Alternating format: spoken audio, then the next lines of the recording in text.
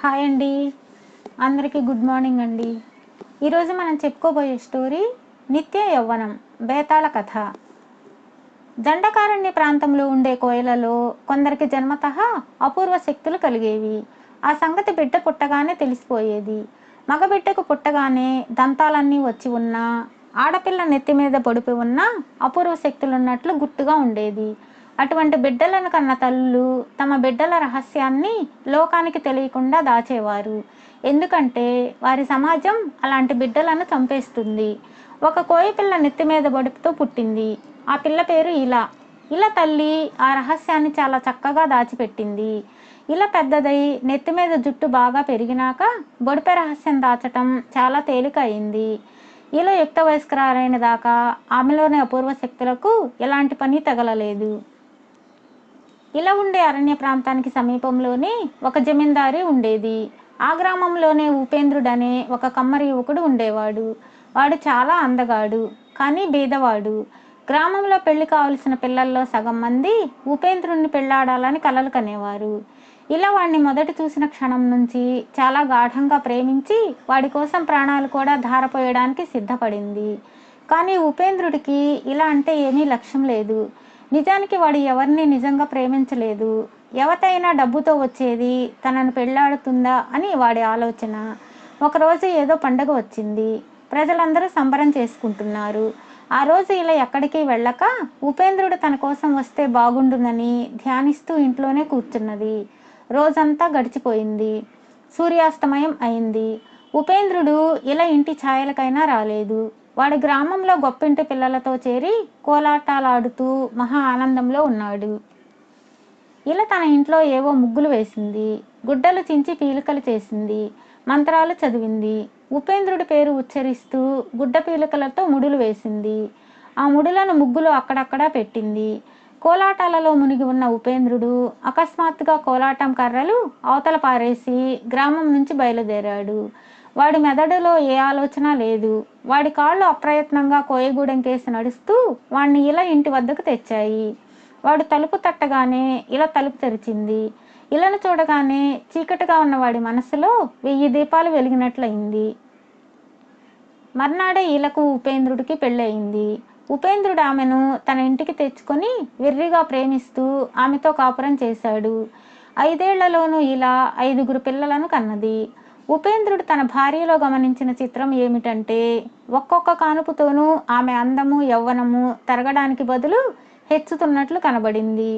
ఇలా పెళ్లి కూతురైన నాటికన్నా కూడా 5గురు పిల్లల తల్లిగా మరింత నేవళంగానూ ఆకర్షవంతంగానూ తయారైంది. ఇది చూసిన ఉపేంద్రుడు కొంచెం కలవరపడి తన తల్లితో ఈ మాట చెప్పాడు. నీ భార్య ఒకవేళ మంత్రగత్తేమోరా. అలాంటి భార్య కావడం మహాపాపం. నీకు నీ పిల్లలకు కూడా మంచిది కాదు అన్నది ఉపేంద్రుడి తల్లి. ఇలా మంత్రగత్తె అవునో కాదో ఎలా తెలుస్తుంది అన్నాడు ఉపేంద్రుడు. అది నిజంగా మంత్రగత్తె అయితే అమావాస్య పర్వదినం అర్ధరాత్రి వేళ ఏదో ఒక తాంత్రిక పూజ చేయకుండా ఉండదు. ఈసారి అమావాస్య రాత్రి దానికి తెలియకుండా గమనించు అన్నది తల్లి.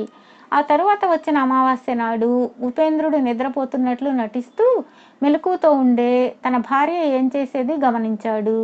ఇలా అర్ధరాత్రి వేళ లేచి నిప్పు చేసి పొయ్యి మీద నీళ్ల కుండ పెట్టి ఏవో మూలికలు తెచ్చి మంత్రాలు చదువుతూ ఆ మూలికలను కుండలో వేసింది. ఇదంతా గమనించిన ఉపేంద్రుడు తాను చూసినదంతా తల్లికి చెప్పాడు. అది నిశ్చయంగా మంత్రాల మారే. దాన్ని వెంటనే చంపకపోతే నీకు నీ పిల్లలకు ఘోరాలు తప్పవు. మాయలు మారి దానికి సజీవ దహనం తప్ప మరొక రకం చావు లేదు అన్నది తల్లి. నా పిల్లల తల్లిని చేజేతులా ఎలా చంపను అన్నాడు ఉపేంద్రుడు. ఒక్క ప్రాణం కోసం చూస్తే మిగిలిన 6 ప్రాణాల మాట ఏమిటి? తప్పకుండా నువ్వు నీ పెళ్ళాన్ని బూడిద చేసి తీరాలి అన్నది తల్లి.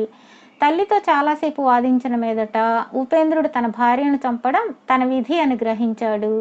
అతను ఇంటికి వచ్చి తన ఇంటి ముందు చెట్టు కింద చితి పేర్చి చెట్టు కొమ్మకు ఒక తాడు కట్టి దానికి ఉచ్చు తయారు చేశాడు. ఇదంతా ఇంటి కిటికీలో నుంచి చూస్తున్న ఇలా బయటికి వచ్చి ఏమిటిదంతా అని అడిగింది. చెబుతాను, ఇలా వచ్చి ఈ కట్టెల మీదకి ఎక్కు అన్నాడు ఉపేంద్రుడు. ఇలా వచ్చి చితి మీద ఎక్కింది. ఉపేంద్రుడు ఆమె మెడకు ఉచ్చు తగిలించి, నువ్వు మంత్రగత్తెవు గనుక నేను తగలేసి నన్ను నా పిల్లలను రక్షించుకోబోతున్నాను అన్నాడు. అతను కట్టెలకు నిప్పు అంటించి చప్పున ఇంట్లోకి వెళ్ళి తలుపులు వేసుకున్నాడు. కట్టెల మంటలు తన బట్టలను అంటుకోగానే ఇలా ఏవో మంత్రాలు చదివి మాయమై ఒక పువ్వుగా మారిపోయి చెట్టు కొమ్మకు అంటుకుపోయింది. మర్నాడు ఉదయం జమీందారు గుర్రం మీదుగా అటుగా వచ్చి ఇటువంటి చెట్టు కొమ్మన ఇటువంటి పువ్వు పోయడం విడ్డూరంగా ఉందే అనుకుని ఆ పువ్వును కోసుకుని ఇంటికి పోయి దాన్ని నీటిలో పెట్టించి తన గదిలో ఉంచుకున్నాడు. ఈ జమీందారు వృద్ధుడు. ఆయనకు భార్య పిల్లలు లేరు. వంటలక్క ఆయన గదికే భోజనం తెచ్చి పెట్టేది. తెచ్చిన భోజనంలో కొంచెం మాత్రమే ఆయన తిని పడుకుని కునుకు తీసేవాడు. ఆయన అలా నిద్రపోగానే నీటిలో నుంచి పువ్వు కిందికి దూకి ఇలాగా మారిపోయి ఆయన మిగిల్చిన భోజనం అంతా తినేసి మళ్ళీ పువ్వుగా మారి ఎగిరి నీటిలో పడింది. వంటలక్క వచ్చి గిన్నెలన్నీ ఖాళీగా ఉండడం చూసి ఇందులో ఏదో రహస్యం ఉన్నదనుకున్నది. జమీందారు చేసిన వంటలో సగం కూడా ఏనాడు తినడు. ఆయన కోసం చేసిన వంటకాలన్నిటినీ వంటలక్కే ఆరగిస్తూ ఉంటుంది. కానీ ఇవాళ ఆమెకు ఒక్క మెతుకు కూడా మిగలలేదు. రెండో పూట వంటలక్క చాటును పొంచి ఉండి పువ్వు ఆడపిల్లగా మారి జమీందారు తినగా మిగిలినది భోజనం చేయడం గమనించి ఈ మాట జమీందారుకు చెప్పేసింది. మర్నాడు జమీందారు భోజనం చేసి నిద్రపోక కళ్ళు అరమూసి పడుకొని ఇలా భోజనం చేస్తుండగా పట్టుకున్నాడు. తప్పించుకోవడానికి ఇలా ప్రయత్నించడంలో ఆమె జుట్టు జమీందారుకు చిక్కింది. నా జుట్టు వదలండి, చాలా బాధగా ఉన్నది అన్నది ఇలా. అలాగే వదులుతాను, కానీ నువ్వు పువ్వుగా మారడం మాని నాకు భార్యగా ఉండిపోవాలి అన్నాడు జమీందారు. ఇలా అందుకు ఒప్పుకోలేదు. జమీందారు ఆమె జుట్టు పట్టుకొని లాగి ఆమె చేత సరే అనిపించాడు. జమీందారు భార్య కాగానే ఇలా వంటలక్కను వెళ్ళగొట్టింది. వంటలక్క కోయవాళ్లలో భూత విద్యలు తెలిసిన వాళ్ళ దగ్గరకు పోయి జమీందారు కొత్త భార్య సంగతి చెప్పి ఆమె మీద పగ తీర్చుకునే ఉపాయం చెప్పమన్నది. జమీందారు భార్య మంత్రగత్తె అయి ఉండాలి. ఆమె నెత్తిన బొడిపె ఉంటుంది. ఆ బొడిపె మీద వెంట్రుకలు కత్తిరిస్తే మంత్రశక్తులు పోతాయి అని భూత వైద్యులు చెప్పారు. కానీ జమీందారు భార్యను పట్టుకుని ఆమె జుట్టు కత్తిరించే మార్గం ఏమిటో వంటలక్కకు తెలియలేదు. ఈ లోపల జమీందారు తన చిన్న భార్యకు అంతులేని అమూల్య వస్త్రాలు, ఆభరణాలు ఇచ్చాడు. ఆమె జమీందారుతో సహా బండిలో షికార్లకు పోతూ ఉండేది. ఒకనాడు ఆమె కమ్మరి ఇంటి ముందుగా పోతూ ఉండగా ఆ ఇంటి ముందు మట్టిలో పొర్లిగింతలు పెట్టి ఆడుకుంటూ 5 పిల్లలు కనిపించారు. ఇలా వెంటనే బండిని ఆపించి కిందికి దూకి వెళ్ళి తన పిల్లలను ఎత్తుకొని ముద్దాడింది. తన మేలి వస్త్రాలు మట్టి అయిపోయినా ఆమె లక్ష్య పెట్టలేదు. ఆమె తమ తల్లేనని పిల్లలు గుర్తించలేదు. కానీ వాళ్ళు ఆమె మీదకు పాకి ఆనందంతో కేరింతలు కొట్టసాగారు. వాళ్ళ కేకలు విని ఉపేంద్రుడు బయటకు వచ్చాడు. అతను కూడా ఇలాను గుర్తించనే లేదు. వీళ్ళు నీ పిల్లలేనా కమ్మరి? వీళ్ళని ఇలా మట్టిలో పొరలనివ్వడానికి నీకు సిగ్గుగా లేదా? చూడు, తిండి కూడా సరిగా లేక ఎలా బక్కచిక్కి ఉన్నారు అన్నది ఇలా. పేదవాణ్ణి, వాళ్ళకి ఏం తిండి పెట్టను అన్నాడు ఉపేంద్రుడు. రేపు మా ఇంటికి రా, నీకు పని చెబుతాను. ముందుగా బయానా కింద ఇది ఉంచుకో అంటూ ఇలా తన భర్తకు బరువైన డబ్బులు సంచి ఇచ్చింది. మర్నాడు ఉపేంద్రుడు జమీందారు ఇంటికి వెళ్ళాడు. స్నానాల గదిలో చిన్న మరమ్మత్తు ఉన్నది, ముందు దాని సంగతి చూడు అంటూ ఇలా అతన్ని స్నానాల గదికి తీసుకుపోయి, చూడు మట్టి కొట్టుకుని ఎలా ఉన్నావో, ముందు స్నానం చేసి మంచి బట్టలు ఇస్తాను వేసుకో అన్నది. ఉపేంద్రుడికి అంతా అయోమయంగా ఉన్నది. అతను స్నానాల గదిలో స్నానం చేసి మంచి బట్టలు వేసుకుని యువతలకు వచ్చాడు. ఇలాకే నిగ్రహించుకోలేక అతన్ని కౌగలించుకొని, నన్ను గుర్తించలేదా, నేను ఇలను అన్నది. అంతవరకు ఉపేంద్రుడికి ఆమె మొహం కేసి సూటిగా చూసే ధైర్యం లేకపోయింది. ఇప్పుడు అతనికి ఆమె మొహం చూసి ఇక్కడ ఎలా వచ్చావు అని అడిగాడు. నువ్వు నన్ను వదిలించుకోవాలని చూశావు. ఆ ముసలి జమీందారును పెళ్ళాడాను, కానీ నాకు ఆయన అంటే ఇష్టం లేదు. నీ కోసము పిల్లల కోసము నా ప్రాణాలు కొట్టుకుపోతున్నాయి. నేను నీతో వచ్చేస్తాను అన్నది ఇలా. అది అంత తేలిక అనుకున్నావా? నువ్వు కనబడకపోతే జమీందారు నీ కోసం అంతటా వెతికిస్తాడు. అప్పుడు మన పాటలు కుక్కలు నక్కలు కూడా పడవు. అయినా ఇవాళ రాత్రికి నన్ను ఆలోచించుకొని రేపు మళ్ళీ కనిపిస్తాను అన్నాడు ఉపేంద్రుడు. రేపు తప్పకుండా రా, మర్చిపోయావు అని ఇలా జమీందారు తనకిచ్చిన నగలన్నీ మూటకట్టి ఉపేంద్రుడికి ఇచ్చేసింది. అతని ఇంటికి వస్తూ ఉండగా దారిలో వంటలక్క కనబడి, ఎక్కడి నుంచి వస్తున్నావు నాయనా అని అడిగింది. జమీందారు గారు పిలిస్తే వెళ్ళి పని చూసి వస్తున్నాను, తిండి మూటగట్టి ఇచ్చారు అన్నాడు ఉపేంద్రుడు. ఆ జమీందారు పెళ్ళ మీదన్న పెడితే తినకు బాబు, అది మాయల మారిది, అది పెట్టిన తిండి తిన్నావంటే శిలాయిపోగలవు అన్నది వంటలక్క. ఈ సంగతి నీకెలా తెలుసు అన్నాడు ఉపేంద్రుడు. నేను జమీందారి దగ్గర వంటలక్కగా పనిచేసేదాన్ని. ఆ మనిషి పువ్వుగాను మనిషిగాను మారడం నా కళ్ళారా చూశాను. పని మానుకున్న తర్వాత కిటుకు తెలిసింది గాని ముందుగా తెలిస్తేనా దాని మంత్రాలు మాయలు క్షణంలో వదలగొట్టి ఉందును అన్నది వంటలక్క. ఎలా, ఏమిటా కిటుకు అన్నాడు ఉపేంద్రుడు. ఎంత తేలికనుకున్నావు? దాని తల వెనక జుట్టు కత్తిరిస్తే అది మామూలు మనిషి అవుతుంది. వీలుంటే ఆ పని చేద్దు అని వంటలక్క వెళ్ళిపోయింది. మర్నాడు ఉపేంద్రుడు బయలుదేరుతూ తన పనిముట్ల సంచిలో ఒక కత్తెర కూడా పెట్టుకున్నాడు. అతని కోసం ఆత్రంగా కిటికీలో నుంచి చూస్తున్న ఇలా తలుపు తెరిచింది.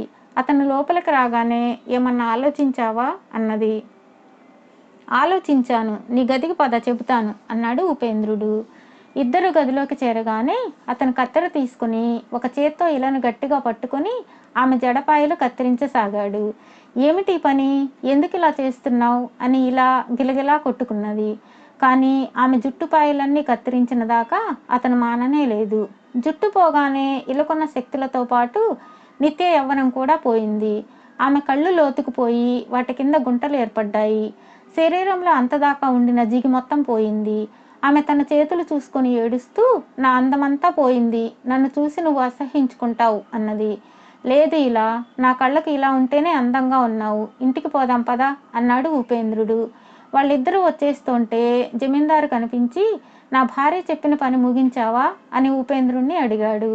ఏలిన వారు క్షమించాలి, ఈ మధ్య పారిపోయిన నా భార్య తమ ఇంటి నౌకర్ల మధ్య కనిపిస్తే ఇంటికి తీసుకుపోతున్నాను అన్నాడు. తప్పకుండా తీసుకుపో, పెళ్ళాల మొగుళ్లను విడిచి పారిపోవడం మహానేరం అన్నాడు జమీందారు. ఆయన తన భార్య కోసం ఊరు వాడ గాలించి ప్రాణం విసిగిపోయి వంటలక్కను మళ్ళీ తెచ్చుకున్నాడు. జమీందారు వద్ద నుంచి తెచ్చుకున్న నగలు అమ్మి అలా ఉపేంద్రుడు సుఖంగా బతుకుతూ ఇంకా చాలామంది పిల్లలను కన్నాడు. బేతాళుడి కథ చెప్పి, రాజా నాకొక సందేహం, ఉపేంద్రుడు నిత్య యవ్వనంతో పాటు అందాన్ని కోల్పోయిన ఇలను ఎందుకు తెచ్చి ఏలుకున్నాడు? ఆమెను విడిచిపుచ్చే శక్తి లేకనా? ఆమెలో ఇప్పుడు అపూర్వ శక్తులేవీ లేవు కూడా కదా. అతను విడిచిపెట్టేస్తే ఆమె ఏమీ చెయ్యలేదు కదా. అటువంటప్పుడు కూడా అతను ఆమెను ఎందుకు చేరదీశాడు? ఈ రహస్యం నీకు తెలిసి కూడా చెప్పకపోయావో నీ తల పగిలిపోతుంది అన్నాడు. దానికి విక్రమార్కుడు, ఉపేంద్రుడిలో సౌందర్య భ్రాంతి ఏనాడు ఉన్నట్లు కనబడదు. అతని ఇళ్లను పెళ్లికి ముందు కూడా మోహించలేదు. ఇలా తన మంత్రశక్తులతో అతన్ని తన దగ్గరకు తెచ్చుకున్నది కానీ అతన్ని నిజంగా వశం చేసుకున్నది తన ప్రేమతోనే. ఇలకు అతనిపై గల ప్రేమ అసాధారణమైనదనడానికి ఏమాత్రం సందేహం లేదు. ఉపేంద్రుడికి సౌందర్య భ్రాంతి లేదనడానికి మరొక నిదర్శనం తన భార్య నిత్య యవ్వనం చూసి అతను ఆందోళన పడి తన తల్లితో దాన్ని గురించి ప్రస్తావించడమే. నిజంగా సౌందర్య భ్రాంతి కలవాడైతే తన భార్య నిత్య యవ్వనం అయినందుకు తన అదృష్టాన్ని మెచ్చుకొని ఊరుకునేవాడే. తన భార్యది మాయా సౌందర్యం అని తెలిసాక అతను ఆమెను పోగొట్టుకోవడానికి సిద్ధపడ్డాడు. ఆమె జమీందారు భార్య అయినది తన మూలంగానే అని తెలిసాక అతను ఆమెకు తప్పు పట్టనే లేదు. కానీ జమీందారు ఇంట సర్వసుఖాలు ఉండి కూడా ఆమె ప్రాణం తన కోసము తన బిడ్డల కోసము తప్పిస్తున్నదంటే అతను అలాంటి భార్యను ఎలా వదులుకుంటాడు? ఆ భార్య నిత్య యవ్వనాన్ని పోగొట్టుకుంటే అతనికి అది ఒక లెక్కలోదే కాదు. అందుకే యవ్వనాన్ని పోగొట్టుకున్న భార్యను అతను సంతోషంగా ఏలుకున్నాడు అని చెప్పాడు. రాజుకి ఈ విధంగా మౌనభంగం కలగగానే బేతాళుడు శవంతో సహా మాయమై తిరిగి చెట్టెక్కాడు.